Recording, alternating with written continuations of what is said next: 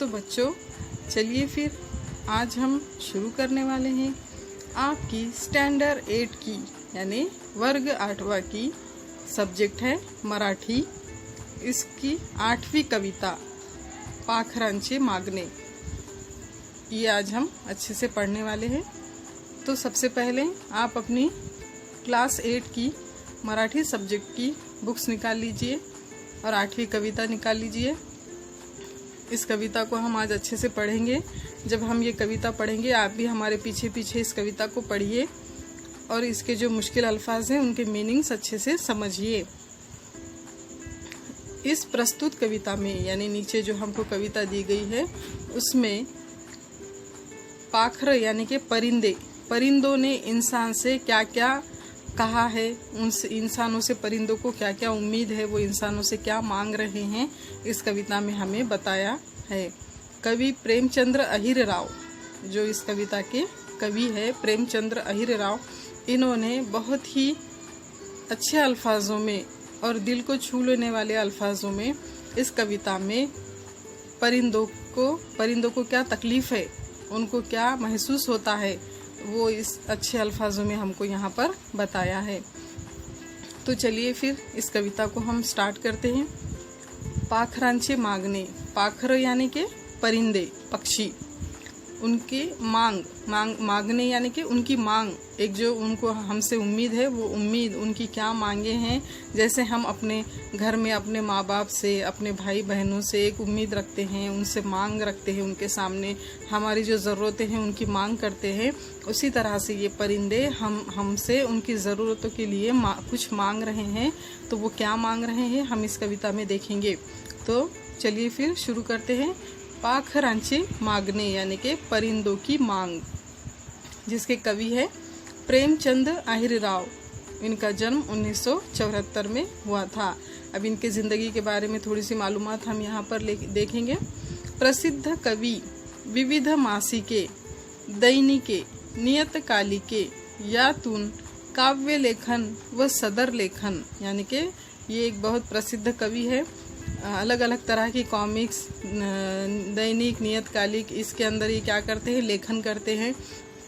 और फिर ये पर्यावरण संवर्धनासाठी अनेक उपक्रमात सहभाग, और हमारे पर्यावरण को, हमारे इन्वायरमेंट को बचाने के लिए, उसको संभालने के लिए अलग अलग उपक्रमों में यानी कि कामों में हिस्सा लेते हैं, जिससे हमारा पर्यावरण बच सके। ऐसे कामों में वो हिस्सा लेते हैं। त्यांची शिवगाथा व शंभू गाथा ही पुस्तके प्रकाशित आहे। उनकी ये जो 2 किताबें हैं उनका नाम क्या है, शिवगाथा और शंभू गाथा। ये किताबें उनकी प्रकाशित यानी कि फेमस है, छापी हुई है। अब नीचे हमको कविता का थोड़ा सा अर्थ बताया गया है यहाँ पर कि कविता के अंदर क्या है।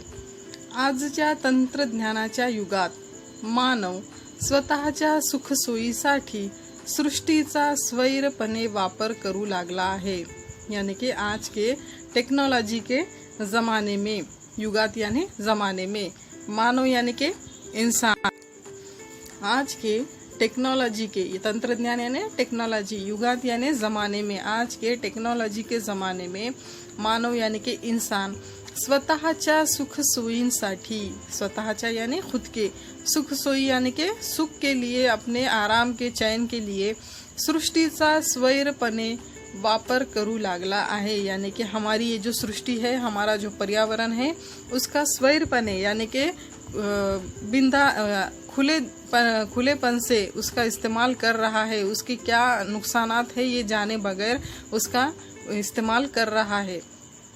कळत न कळत केलेल्या या गोष्टींमुळे सजीव सृष्टीतील वृक्ष, प्राणी यांच्याही अस्तित्वाला धोका पोहोचला आहे। यानी कि कळत न कळत यानी जाने अनजाने में केलेल्या या गोष्टींमुळे यानी किए गए इन चीज़ों की वजह से सजीव सृष्टीतील वृक्ष यानी हमारी जो एक सजीव सृष्टि है, जहाँ पर हम सब पेड़, परिंदे, झाड़, जानवर, इंसान, हम सब जो इस दुनिया में रहते हैं, इस दुनिया में वृक्ष, प्राणी यानी कि पेड़ और जानवर यांच्याही अस्तित्वाला धोका पहुंचला आहे। यानी इनके भी अस्तित्व को यानी इनके भी वजूद को धोका पहुंचा है या उनको नुकसान पहुंचा है।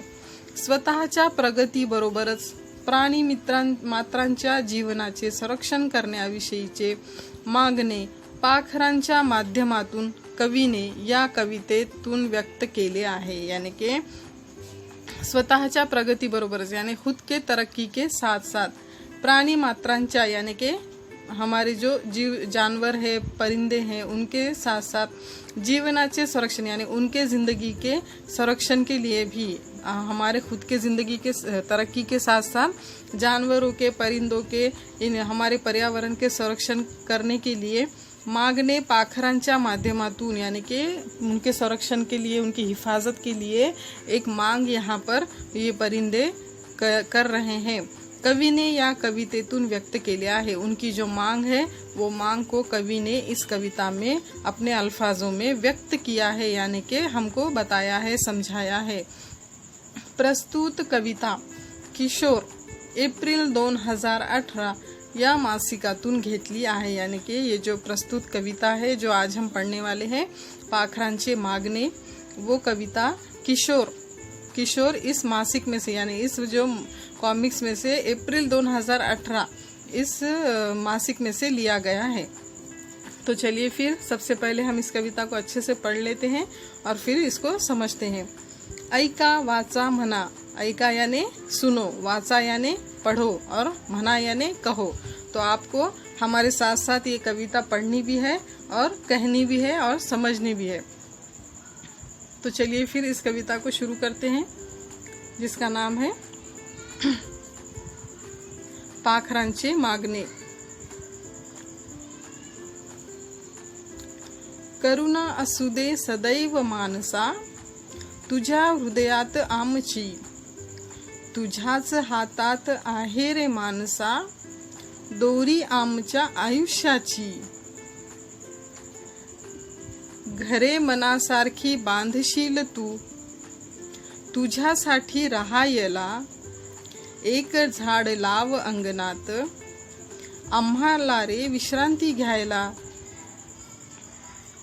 भव्य धरणे उभारशील तू, पाणी तुला वापरायला, ठेव छतावरही थोडे पाणी, आम्हाला रे प्यायला।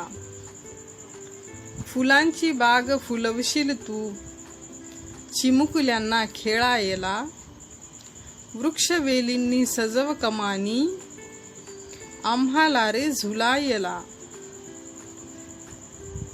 कर्कश गाणी ऐकशील तू, मनोरंजन करायला, आनंद आमचा जपून ठेव, आम्हाला रे किलबिलायला।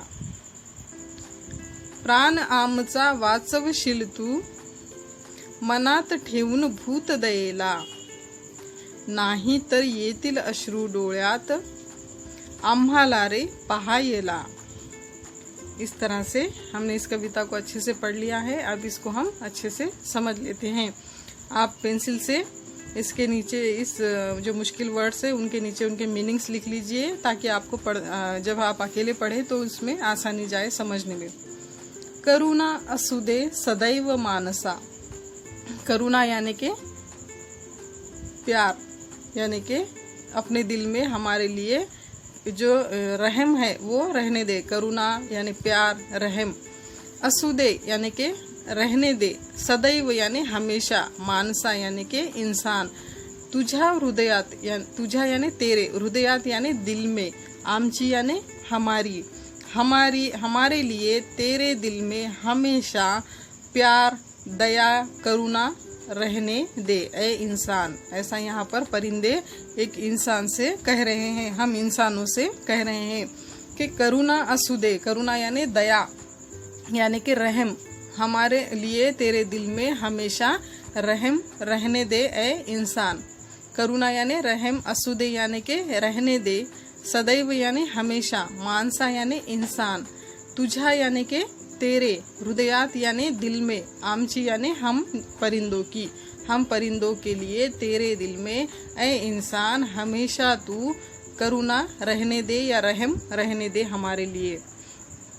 तुझाच हातात आहे रे मानसा, तुझाच यानी तेरे ही, हातात यानी हाथ में है, आहे रे, यानी के हाथ, तेरे ही हाथ में है ये सब। माणसा, दोरी आमच्या आयुष्याची, माणसा यानी इंसान, दोरी यानी के रस्सी यानी के पकड़, आमच्या आयुष्याची यानी आमच्या यानी हमारे, हम परिंदों के आयुष्याची यानी जिंदगी की, यानी के तेरे ही हाथ में क्या है, हमारे जिंदगी की डोर है ए इंसान।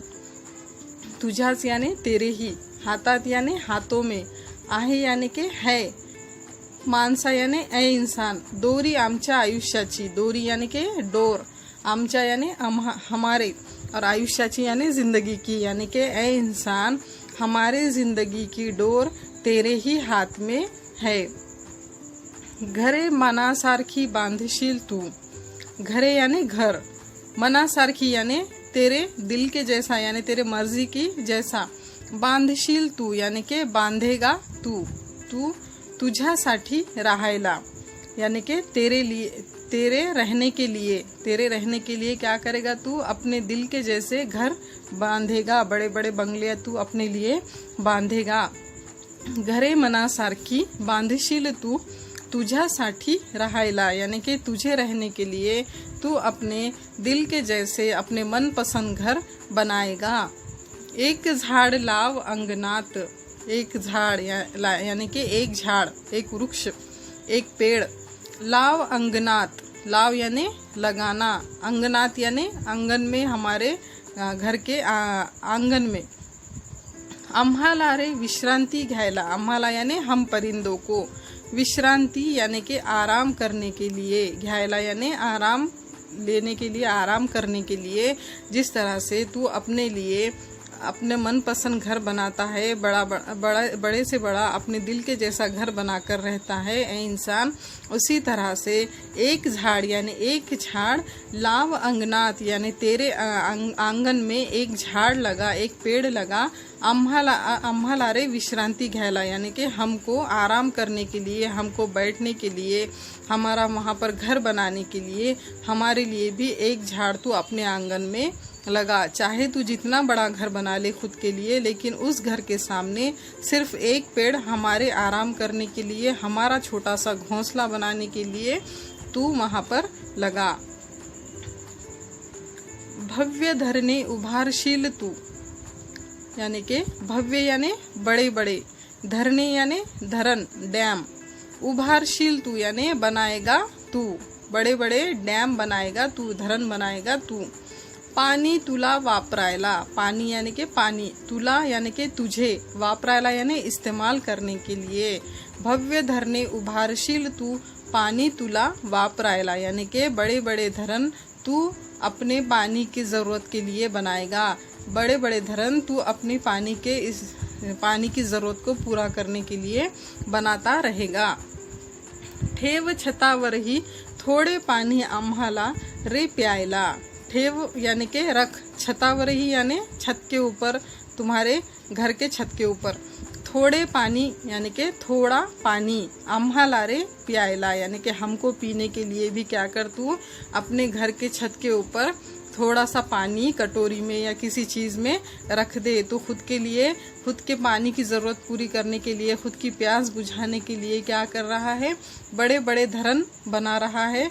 तो उसी तरह से हमारे लिए अपने घर के छत पर पानी का एक छोटा सा कटोरा रखना, ताकि हमारी भी प्यास बुझ सके।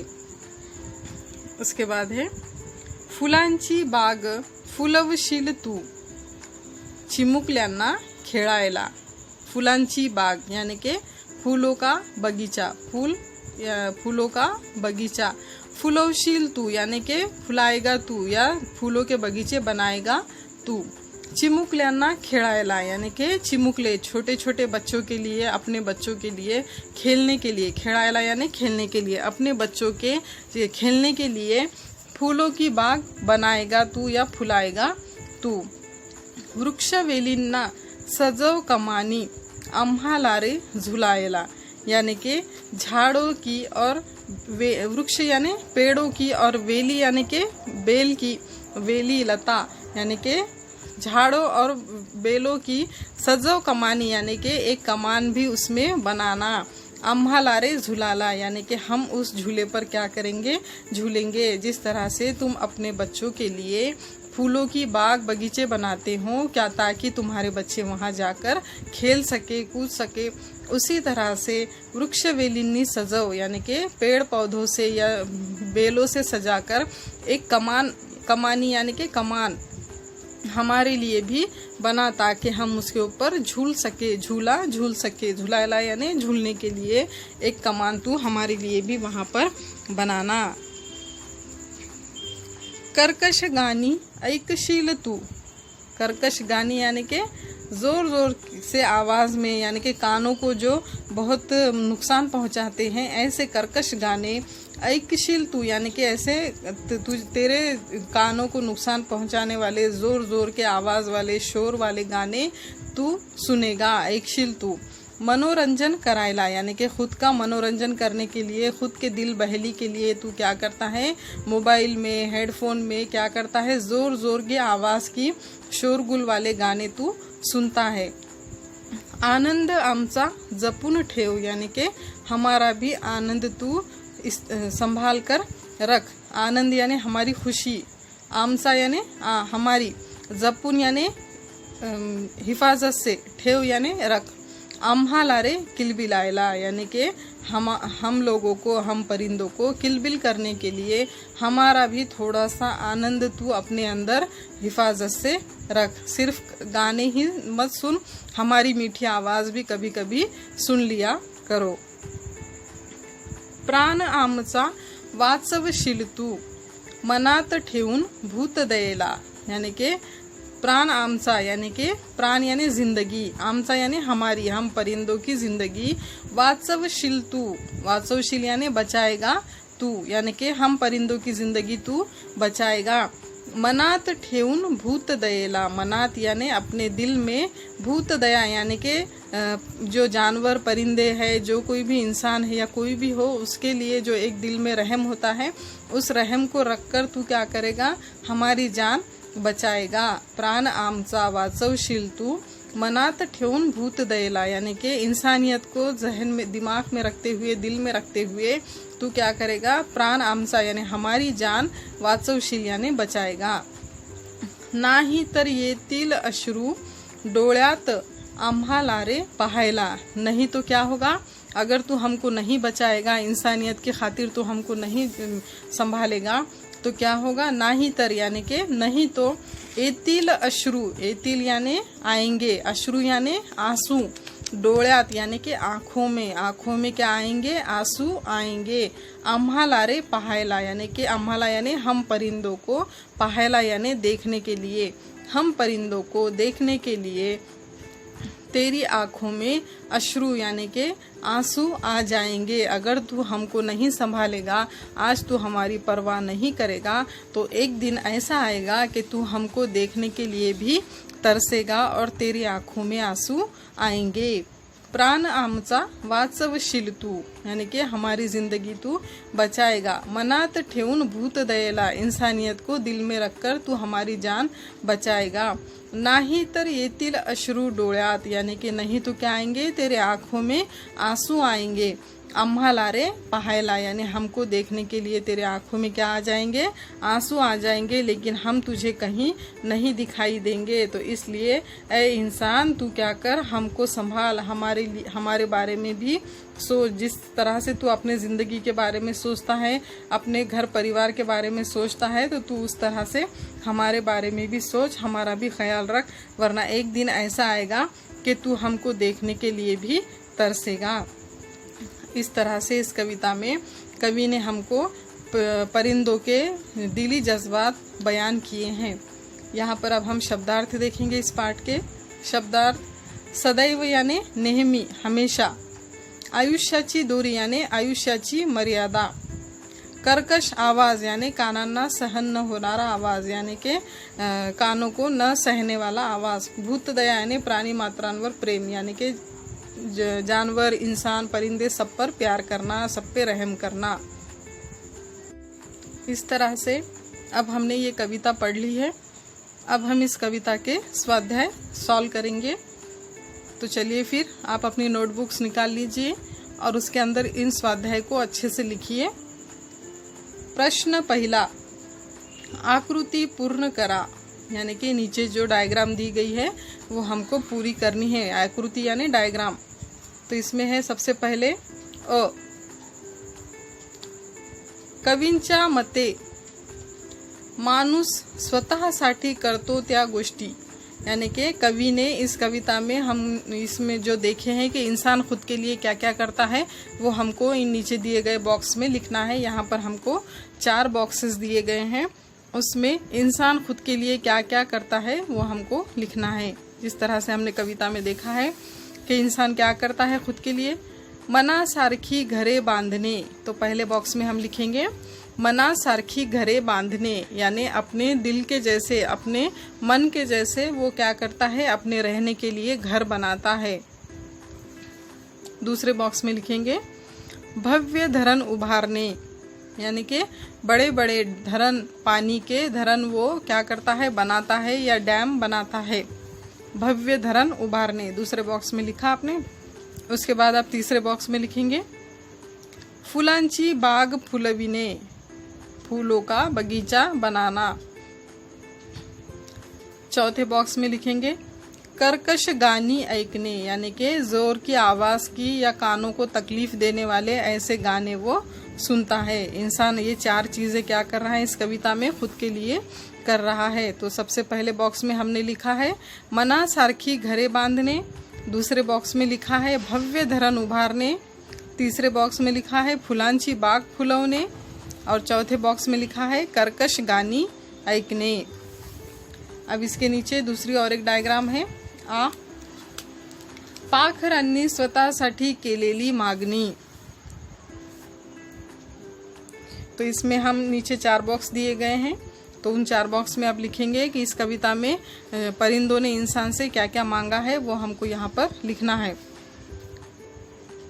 एक झाड़ अंगनात लावणे, पहले बॉक्स में क्या लिखेंगे हम, एक झाड़ अंगनात लावणे, यानी कि उसने इंसान से क्या कहा है कि मेरे लिए तू एक झाड़ अपने आंगन में लगा। जैसे तू अपने घर बांधता है उस घर के सामने मेरे लिए भी एक घर, मतलब एक झाड़ लगा, ताकि मैं उसके ऊपर अपना घर बना सकूं, वहां पर मैं आराम कर सकूं। दूसरे बॉक्स में लिखेंगे हम थोड़े पानी छतावर ठेवणे, यानी कि जैसे तू खुद के लिए धरण बांधता है पानी की इंतज़ाम करने के लिए, वैसे मेरे भी पानी का इंतज़ाम तू कर, अपनी छत पर मेरे लिए भी थोड़ा सा पानी तू रख। तो दूसरे बॉक्स में आप लिखिए थोड़े पानी छतावर ठेवणे। तीसरे बॉक्स में लिखेंगे वृक्षवेलींना सजव झुलाएला, यानी कि झाड़ों को और बेलों को सजा तू कमानों से, मतलब उसके ऊपर एक झूला बना हमारे लिए, ताकि हम भी वहाँ पर झूल सके, खेल सके। चौथे बॉक्स में लिखेंगे आमच्या किलबिलाटाचा आनंद जपून ठेवणे, यानी कि हमारे किलबिलाहट की खुशी तू अपने दिल में संभाल कर रख। इस तरह से हमने ये 4 बॉक्स भर लिए हैं। एक बार फिर से देखिए, पहले बॉक्स में लिखेंगे एक झाड़ अंगणात लावणे, दूसरे बॉक्स में लिखेंगे थोड़े पानी छतावर ठेवणे, तीसरे बॉक्स में लिखेंगे वृक्षवेलींना सजव झुलायला और चौथे बॉक्स में लिखेंगे आमच्या किलबिलाटाचा आनंद जपून ठेवणे। इस तरह से ये दोनों डायग्राम हम पूरा करेंगे। इसके बाद है प्रश्न दूसरा, कारणे शोधा, यानी कि वजह बताइए, इसकी वजह ढूंढिए। अ, मानुस भव्य धरणे उभारतो, कारण, क्यों इंसान क्यों बनाता है इतने बड़े बड़े धरण, किस लिए बनाता है, अपनी पानी की ज़रूरत पूरा करने के लिए। तो यहाँ पर हम इसका उत्तर लिखेंगे पाणी वापरण्याकरिता। माणूस भव्य धरणे उभारतो कारण पाणी वापरण्याकरिता। इसके बाद है आ, माणूस फुलांची बाग फुलवतो कारण, यानी कि इंसान फूलों का बगीचा फुलाता है या खिलाता है, किस लिए खिलाता है, चिमुकल्यांना खेळण्याकरिता, अपने बच्चों को, अपने छोटे छोटे बच्चों को खेलने के लिए वो क्या करता है, फूलों के बाग बगीचे बनाता है। तो यहाँ पर इसका आंसर हम लिखेंगे दूसरे सवाल का, चिमुकल्यांना खेळण्याकरिता। उसके बाद है प्रश्न तीसरा, खालील अर्थाच्या कवितेतील ओळी शोधून लिहा। यानी कि नीचे जो मीनिंग्स है उसमें उसके जैसे ही मीनिंग के हमको क्या करना है, कविता में जो लाइन आए हैं, ओळी यानी कि जो लाइन आए हैं वो हमको ढूंढकर लिखना है। आमच्या आयुष्याची मर्यादा तुझ्या हातात आहे। इस मीनिंग की लाइन हमको कविता में ढूंढनी है।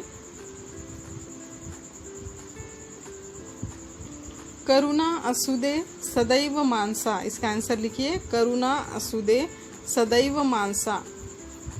तुझ्या हृदयात आमची, तुझ्याच हातात आहे रे मानसा, दोरी आमच्या आयुष्याची। इस ओळ में ये इसका अर्थ आया है। इसके बाद है आ, पाखरे नाहीशी झाली तर त्यांचा शोध घेताना डोळ्यात पानी येईल।